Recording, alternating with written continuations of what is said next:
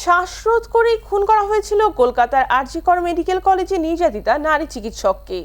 ওই চিকিৎসককে যে যৌন নির্যাতন করা হয়েছিল ময়নাতদন্তে তারও প্রমাণ মিলেছে। আর.জি. করে নিহত চিকিৎসকের ময়নাতদন্তের চূড়ান্ত রিপোর্টে এমনই তথ্য উঠে এসেছে।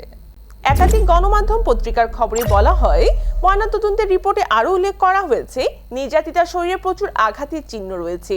নির্যাতিতার ঠোঁট, মাথা, নাক, চিবুক, গলা, বাঁদিকের ঘাড়, বাঁ হাত, গোড়ালিতেও আঘাতের চিহ্ন ছিল। তাছাড়াও নির্যাতিতার যৌনাঙ্গের ভিতরেও আঘাতের চিহ্ন মিলেছে। নির্যাতিতার ফুসফুস এবং শরীরের ভেতরে অন্যান্য অংশেও রক্ত জমাট বেঁধে থাকার প্রমাণ পাওয়া গেছে। আর.জি. কর কাণ্ডের পর থেকে বিভিন্ন সূত্রে দাবি করা হচ্ছিল নির্যাতিতার শরীরে 150 গ্রাম অথবা মিলিগ্রাম দেহরস মিলেছে, যদিও ময়নাতদন্তের রিপোর্টে সেরকম কোনো তথ্যের উল্লেখ নেই।